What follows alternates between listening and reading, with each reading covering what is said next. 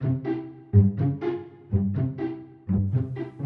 everyone, hi, welcome or welcome back to my channel.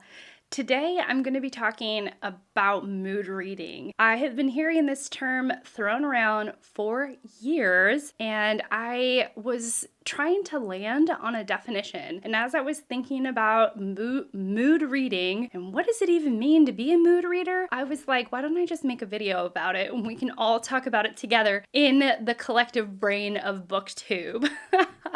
So if you are new to my channel, then hi, I'm Shelly. I really love books and reading with an intense passion. And I really like talking about books and reading and the way that we process our reading. And and so if you're enjoying the vibe, I would encourage you to subscribe, stick around. Without any further rambling on, let's go ahead and get into the meat of this video. The agenda for this video so that I can also fix it in my own mind. What is a mood reader? I'm going to try and define what that means, what I think it means, what I believe people are talking about when they say mood reading. And then I'm going to talk about the last several books I picked up because I think of myself as what we would call a mood reader. So how did I choose what to pick up? Past behavior will help indicate or help define what this term means, right? And then I'll talk about books I'm thinking about picking up. So I'm not going to give really any reviews. I'm also telling this to myself, Shelly, you're not going to give any reviews on these books. We're mostly talking about what were the factors, what was the thought process behind why I picked up the last several books that I picked up. What is a mood reader? This is the definition that I came up with. A mood reader is somebody who has no obligations and no constraints on their reading. They can pick up whatever they want, whenever they want, in terms of their reading life. That seems to be the most mood reader of mood readers. That definition fits the furthest end of the spectrum. Then I would say that there are variations on a mood reader. So some people have small constraints, small obligations, small guiding principles in their reading that help them choose their next book, but there isn't a hard and fast rule on it. So I was thinking about those readers who want to read, for example, one historical fiction a month, one new release a month, one debut author a month, and one book off their shelves. It's like there's some light constraints, there's some light guiding principles, but within those guiding principles, one can read sort of whatever they want in terms of those small guidelines or those loose guidelines, I suppose. I would say maybe that's the next kind of reader.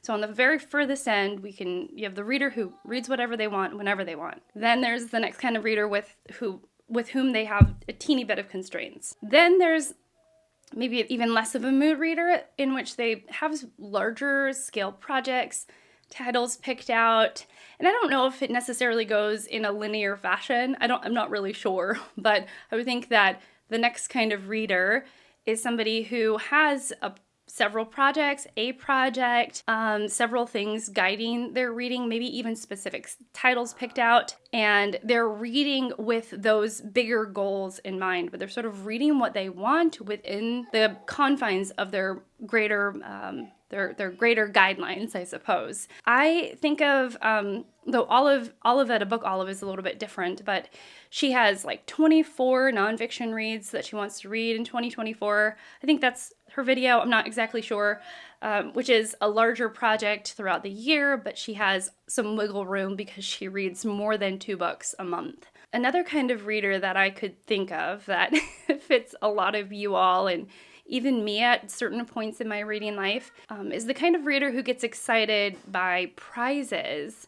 So maybe several months out of the year, one reads sort of whatever they want, whenever they want. The most extreme of what I would consider a mood reader. Then when prize season comes around, like the Women's Prize, the Booker, the Pulitzer, the BookTube Prize, there is a dedication to those prizes, and some of one's reading time is devoted to reading at least a couple of books from that prize list. Now, it may be a moody choice. Maybe the reader says, I want to read 3 or 5 books from the women's prize long list. And those choices aren't set in stone. It can be, one can choose from the long list. So it's like the mood reading just gets refined down to a selection of books, and then the reader chooses among those books. That's kind of reader as well, sort of the prize reader, or like the seasonal reader. It changes depending on what prize is going on, what prizes are running at that point in time, or what's going on maybe in booktube. The booktube reader is another kind of reader, which is one who lets booktube influence their reading lives. I am very much like this. I still consider myself a mood reader, almost to the extreme end. I promise I'm going to get into my choices in just a moment. I'm just trying to think it through, all of these different kinds of readers. And of course, I'm not going to name all of them. Everyone has their own reading life, and it's so varied. But the booktube reader, I think, is somebody who is, very much influenced by events, very much influenced by what's going on in booktube, has their pulse on booktube, and is very much excited and is excitable by what's going on in booktube. So Jane Austen July is coming up, and maybe one is that kind of reader that they never miss Jane Austen July, but for the rest of the months of the year, they're pretty much free to read whatever they want. But July is when they read Jane Austen. So a little bit of constraints, like a little bit of some loose, guidelines. It's like the best way to say it. It's not a constraining thing, but it's like, this is good. I'm going to go down this path that is being gently encouraged by some outside forces. I would say the opposite of a mood reader is somebody who is listy, who has all of their reading is pretty much dictated by a list or a goal, constraints, things that they've come up with that they really love, and they're reading within those very more strict constraints. Maybe reading is a job, whether it be a book reviewer. So I think of, again, Steve Donahue. I don't think I've mentioned Steve yet, but Steve Donahue is this kind of reader. He reads a lot for reviews. I mean, he reads for fun, but he also reads because he is a reviewer, and so he's keeping up with the new release market. Olive dedicates a lot of her reading to reviews, although I'm sure she picks up a book just for fun quite often, like she doesn't let her work always dictate what she's reading. She has, I'm sure, a little bit of a balance, as Steve does as well. But I also think of the booktubers out there who constantly are reading because they have another video in mind. And I think of like Books and Lala is like this. She is like reading books with bunnies on the cover, reading books by her favorite horror authors that she hasn't read yet, looking for 5-star reads. She has these guiding principles that she's making content around, and that is very much focusing her reading. I also think of books with Emily Fox. She is very much somebody who has little projects like her Read It and Unhull It jars, or One Book, One Shelf, or some, 1 week, 1 shelf, where she picks a shelf from her jar and she tries to read from that shelf. And I think some of it is content dictated. It's a project, it makes a good video, it's fun, and so there's the idea of like, I'm going to pick something and read from a smaller selection of my larger body of books. So I would say that's kind of on the other end, and you can get to the more extremes, like those who truly do read mostly for work, down to somebody who has a mix of both, all the way to the other end of the spectrum, which is somebody who just reads whatever they want whenever they want. I think I'm not quite to that end, to the very end of the mood reader spectrum. I'm not, if it's a bell-shaped curve, right? And this is one end, the moodiest of the mood readers. I'm sort of, I'm like over here. I'm not in the center. I'm not in the center, but I think I'm more on the mood reader spectrum than some, okay? So let's talk about the books I read and the factors that went into picking them up. Usually my formula is 2 physical books and 1 audiobook. I always have that on the go. And so if I am only reading one physical book, I'll feel the urge, I will feel the space to pick up another book. And I usually only have one audiobook on the go. So if I don't have an audiobook on the go, I will I will fill that reading slot with an audiobook. So that's kind of how my reading works for the most part, generally. So the first one that I'll talk about is Katherine by Anya Seton. This I picked up because I had been talking about it quite a bit with my friend Anita. This is why I don't call myself the moodiest of mood readers, because my friend Anita and we talk about books a lot. Like, we are constantly discussing what we want to read, books on our radar, what we've recently discovered, what we've recently bought. And Katherine is one that had been coming up more and more. I had recently finished a biography about Queen Elizabeth II, and I was kind of on this English history kick, if you will. And I wanted another book about British history, maybe a time period I wasn't quite super familiar with. This is the Plantagenet time period. And I was sort of leaning in that direction. And so with that thought in mind, her and I had talked a bunch about this particular book, knowing that it was highly recommended, that we had been thinking about it. For her, it was a reread, my friend Anita. And it was on our radar. And so it was kind of like, I don't even remember who suggested it, but it was like, I'm really thinking about reading Katherine. Is it a good time to read it, essentially? Like, one of us threw out that question, and the other one was like, yes, 1,000 times yes, let's read Katherine by Anya Seton. And so that's what got me to pick up this book. I'm also currently hosting a historical fiction readathon, so it fit perfectly with the theme of historical fiction. So instead of being like, I can read whatever I want, whenever I want, in this like every single book ever written in the entire universe, and for all of time, I was constrained a little bit because I was like, well, instead of every book, it's going to be every historical fiction book. And so I did narrow my focus a little bit, and all of that played a factor in what I picked up is this historical fiction readathon that's going on in June. So this fit perfectly because it's a historical fiction piece. It fit one of my prompts, so that was just a bonus. But yeah, so that's going to be also a guiding principle throughout this month as I'm going through it. I had an audiobook slot opened up, and so I was thinking, like, what audiobook would I like to listen to that maybe also is a book for my shelves, because I'm reading from my shelves. Again, another guiding principle, essentially, that's helping me choose, helping me narrow my focus slightly. So I also looked on my library app. They had the audiobook, so availability, accessibility was right there. It was tangible. All I had to do was check out the audiobook and get it started, and that would be The Dutch House by Anne Patchett. It's also narrated by Tom Hanks. It's a historical fiction book, and all of those factors made me just like swoop in and want to pick it up. I'll mention it now because I didn't mention it before, but I often read one physical book, one Kindle book, and then an audiobook on the go. So I think I had a Kindle book that I wasn't reading. I'm pretty sure this was it. So I'm like, I'm going to read something on my Kindle that fits this historical fiction readathon that I've been meaning to get to. So I was sort of feeling that pressure, and I didn't know anybody around me who wanted to read it. Otherwise, I would have suggested it to one of my reading buddies, but I didn't really know anyone, and I wasn't going to like force it. So then I was like, I'll just read it on my own. And it was When We Lost Our Heads by Heather O'Neill.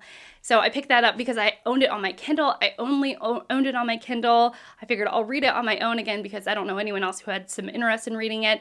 And so that's what got me to pick up When We Lost Our Heads. Sometimes a book has a momentum of its own. So I will have bought it. I will have talked about it with some friends. I will have talked about it on the internet with you all. You all give me some feedback. That author can't somehow leave my mind. And all of a sudden, like, a reading slot opens up. And so my friend Anita and I, that's what happened with Year of Wonders by Geraldine Brooks. My friend Anita and we both wanted to read this book. I hauled it. I talked about it. Some of you gave me some feedback on Geraldine Brooks. I think I saw Hannah from Hannah's Books talk about Geraldine Brooks as an author in general, and I was like, all of these things are making me, everything is telling me out there that I must read Year of Wonders. And so then I was just like, let's do it. And so Anita and I picked this up as our next book after Katherine, and that's what that's what like that whole momentum and excitement around this book that kind of propelled me to pick it up. A huge factor I'm realizing are books that I read with others. I don't have tons of people that I read with. I read with a smaller, group of, I read with basically 2 people. And that's not exclusively, it's just what happens to work itself out. So the other person I read often with is Fraser, of the channel Springboard Thought. And he and I were digging around with books that it was like, there was actually kind of a lot of factors. It's books that we both want to read, which aren't that many, books that we both have owned, own or have owned and been on our shelves for a while because we want to read things off of our shelves, and a book that appeals to us both in the moment. And so what we came up with was Mary Doria Russell's The Sparrow. So I picked this up with him and read this, and it was kind of like, again, with all those factors, it starts to narrow the big body of work down to something slightly smaller. And then I was like, well, I really want to read The Sparrow. He was like, I know you want to read The Sparrow, because it was like, this is supposed to be like an iconic book for the genre, a thoughtful, theological in a sense, or has sort of existential and theological questions at the center of this book. And I was just so curious about it. I've read Mary Doria Russell back in December and liked it, but didn't love it. So I was like, okay, I really want to read this. I know you own it, Fraser. And so it's kind of goes, the biggest factor that brings it more narrow is like, what books do we both own and want to read? And really between those two, it's all of a sudden goes from like a choice of 300 to a choice of, 4. So those were the 2 factors. This next book that I picked up, I wanted to read it because I bought it brand new and it's a relatively new release. And I know that I bought the book at its most expensive. And so I don't want that money to go to waste. I don't put a ton of pressure myself for that, but then it's a factor in my mind as I'm wanting to pick something up. I also just saw that Karla, as Karla likes to read, she finished this book recently, or she was talking about it on her channel recently. And so it reminded me that, oh yeah, I have that book. I bought it brand new. I really ought to get to it. I was sort of feeling that propensity, and I clearly had finished a book that I was reading on my own, so I was like, well, I'll pick this up. And it was The Glutton by A.K. Blakemore. Now, also, I'm trying to make sure that I'm not slamming books down so that you don't hear it in this mic, but I also, sort of around this time, and actually I started this because I was like, oh, I'll just read this really slowly on my own whenever I get a few minutes. And so a book that I read because summer had started, and I was like feeling myself and all of my reading time. And I was like, I'm gonna read whatever I want. And so I was like, I ought to pick up a nonfiction to help ground me in this summer feeling, and that I can read whatever I want. Because sometimes when I'm working, I tend to avoid more, technical books that I feel like will stretch me a little bit. Not that I even think this book will stretch me very much, but I tend to avoid any books that don't just scream fun, which is something I have to combat, because sometimes the most fun books are also like kind of boring and too easy to read, and they talk down to the reader. So I have always that going on in my mind, this push and pull of like, do I want to have fun? Do I want to read something that I think will be maybe less fun, but more rewarding? So anyways, I picked up Fox and I, which it's by Katherine Raven, an uncommon friendship between a woman living more in solitude and a fox, like a rural fox. And so I didn't know too many people who wanted to read this. I was, again, feeling myself and my summer freedom, and I was like, I'll read this. And so with that feeling, I picked this up. Since it's summer right now, I'm feeling my most adventurous. I am feeling like I want to get these books off of my shelves. I want to pick up books that I've owned for a little while and just like knock a few out that also in some ways, or that a factor that is influencing my choices, is the historical fiction readathon. So I ended up picking Pope Joan by Donna Woolfolk-Cross. I got about halfway through this. It was very message heavy. I understood what she was going for. And about halfway through, I was like, I'm miserable. I'm so miserable. So I picked it up because it was perfectly historical fiction. And then I DNF'd it. And then again, with that same feeling, I was feeling like, I'm going to pick up books that I'm not sure I will love.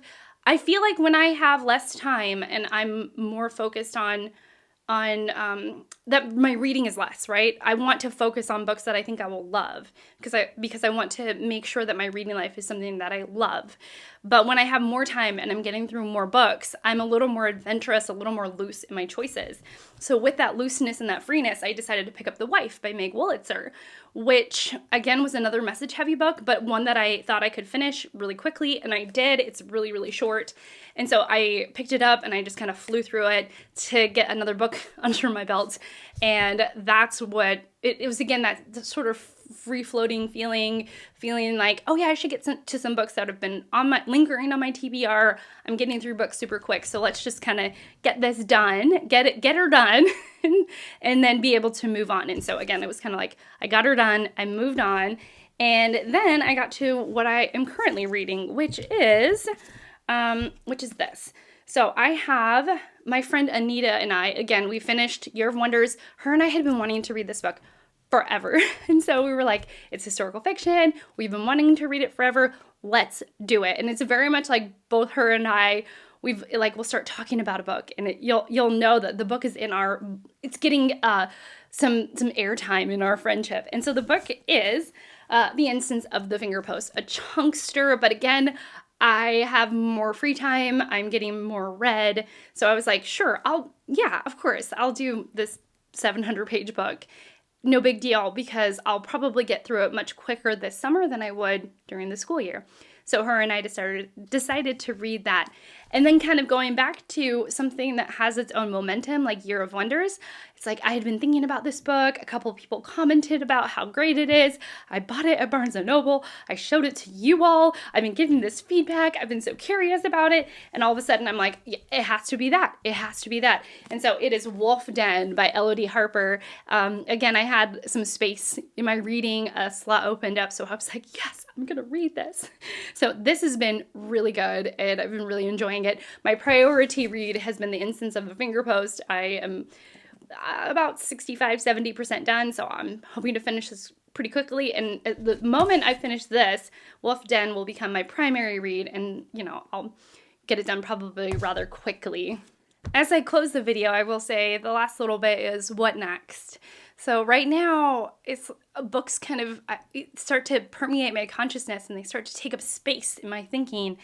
And all of a sudden, I'll be like, oh yeah, I really want to read that. And so when a book slot opens up, when a reading slot opens up, I will be like, this is the book I think I want to read.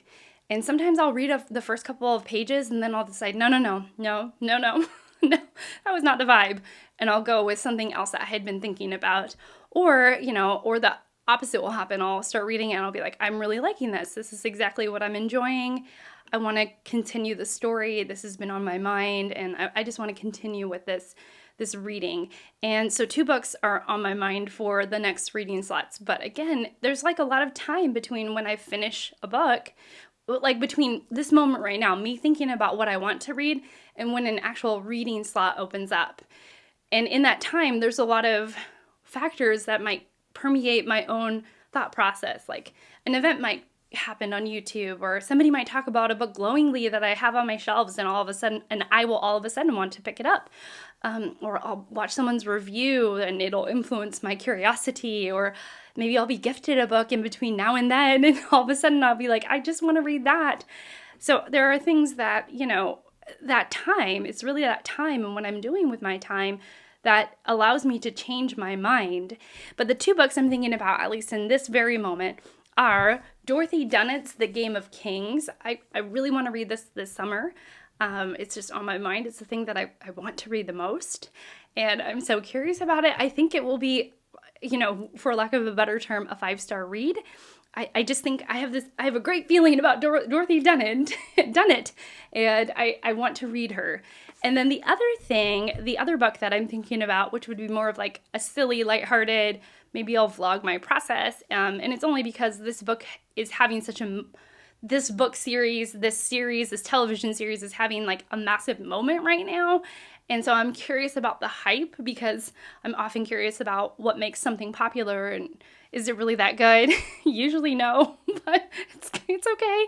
And it is, Bridgerton, the first book in the Bridgerton series, which I have access to on my Kindle. And so, right now, those are the two books that are calling to me, that if I finished a book today, which I won't because of where I'm at with my reading, but if I finished a book today, I would be like, that's what I want to read.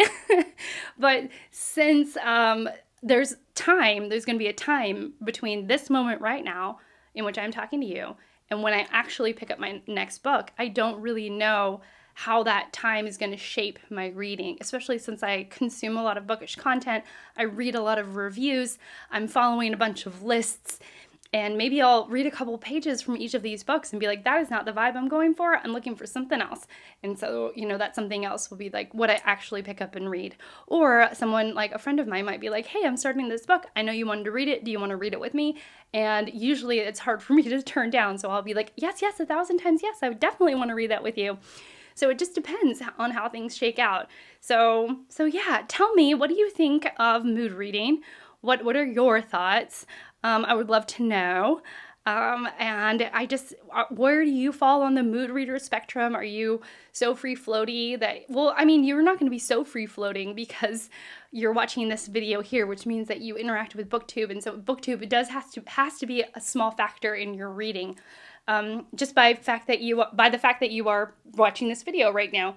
Or are you on the opposite end of the spectrum where everything is really planned out and everything is very structured, and maybe you read for work, you read for videos, you have a whole list in mind and you're reading in that order, and that's exactly how you're reading and there's no wiggle room. So where do you fall? Or are you somewhere in the middle? Or what are the factors that cause you to pick up a book? I am so curious. Obviously, I'm passionate about this subject. So yeah, thank you so much for watching. Thank you so much for being here and spending this time with me. I so appreciate it, and I will see you all in my next one. Bye!